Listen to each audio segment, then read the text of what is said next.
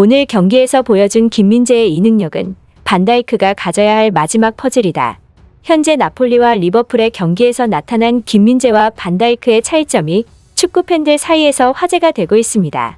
겉보기에 두 명은 그저 자타가 공인하는 괴물 센터백이지만 디테일한 집중 분석을 들어가고 보니 생각보다 경기에 큰 영향을 미치는 결정적 차이 하나가 존재했던 것입니다.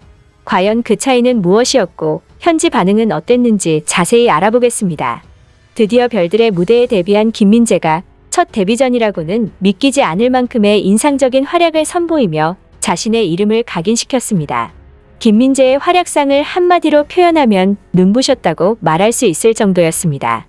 살라, 디아스, 피르미누 등 세계적인 공격수들이 즐비한 리버풀을 상대로 종횡무진 활약을 펼쳤으며 특히 세계 최고 수비수로 평가받는 리버풀의 버질 반다이크와의 맞대결에서도 완승을 거두고 팀의 4대1 대승을 이끌며 자신의 존재감을 뽐냈습니다. 김민재의 별명은 반도다이크로 한반도와 반다이크의 이름을 합친 것인데 이날만큼은 반도다이크가 반데이크를 앞섰습니다. 축구 통계 사이트인 후스코어드닷컴은 경기 후 김민재에게 평점 7.3점을 줬는데 이는 양팀 수비수들을 통틀어 가장 높은 평점이었습니다. 반다이크의 평점은 6.1점으로 김민재에 미치지 못했고 이탈리아 매체 칼치오 메르카도는 나폴리 유니폼을 입고 치른 김민재의 챔피언스리그 데뷔전은 분명 기억될 것이라고 호평했습니다. 나폴리의 스팔레티 감독도 김민재의 활약에 감동했습니다. 루치아노 스팔레티 감독은 김민재는 마치 괴물 같았다고 말했고 리버풀의 공격을 허용하지 않았다며 박수를 보냈습니다. 영국 현지에서도 김민재의 활약에 주목했는데 특히 이날 경기에서 나타난 김민재와 반다이크의 차이점은 큰 화제가 됐습니다. 반다이크는 모든 것이 완벽 무결점 수비수이지만 하나 단점으로 꼽히는 게 있는데요. 바로 느긋함입니다.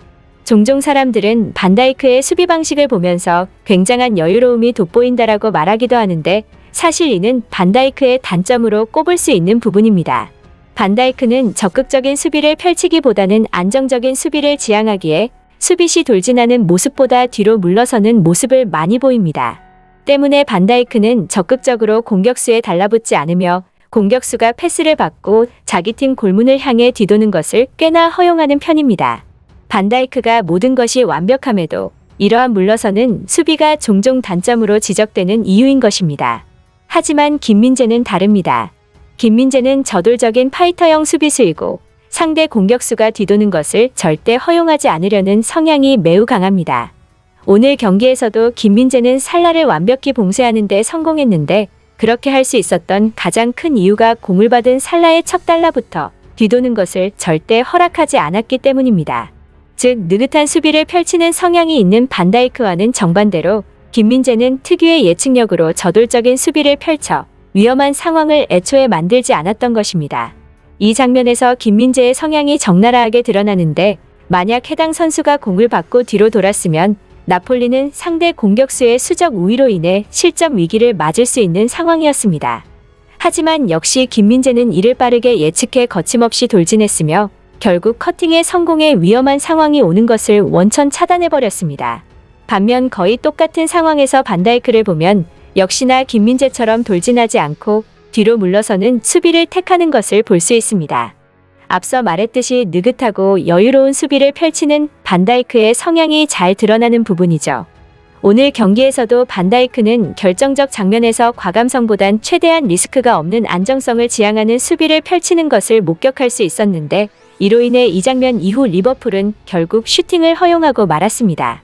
만약 김민재였으면 재빨리 달려나가 커팅했을 가능성이 높습니다. 두 선수의 이러한 차이는 영국 현지에서도 관심을 가졌는데요. 팬들은 나는 때때로 반다이크가 리오 퍼디난드와 같은 저돌적인 수비를 펼쳤으면 좋겠다는 생각을 했다. 반다이크의 수비 방식은 모순적이게도 가끔 리스크를 떠안기 때문이다. 그런데 내가 반다이크에게서 바라는 모습을 나폴리의 김민재가 완벽히 보여줬다. 김민재는 아주 터프하다. 그는 살라를 틀어막았고 그의 수비에는 강렬한 임팩트가 있다. 반면 반다이크는 네 번째 실점 장면에서 상대 공격수를 허무하게 놓쳤다. 반다이크는 최고 평점을 받은 김민재와 더욱 비교되어 세계 최고의 수비수라는 타이틀이 무색해 보였다. 김민재는 예측력도 예측력이지만 그것을 실행할 수 있는 피지컬이 매우 뛰어난 것처럼 보였고 빌드업 능력도 좋아 보였다. 김민재가 향후 어느 정도의 수비수로 성장할지 기대된다 등의 반응을 보이기도 했습니다. 나폴리로 이적해 최고의 활약을 펼치고 있는 김민재. 최근 그의 이적 비화가 공개되어 한국 축구 팬들의 가슴을 벅차게 만들었는데요. 나폴리 축구 매체 아레나 나폴리에 따르면 김민재는 스카우트팀 직원 모두가 이적 승인을 요청한 선수라는 것이 알려졌습니다. 그리고 아레나 나폴리에 따르면 스카우트팀은 구단에 이렇게 보고했다고 합니다. 스카우트팀 전체의 이름을 걸고 김민재를 추천한다.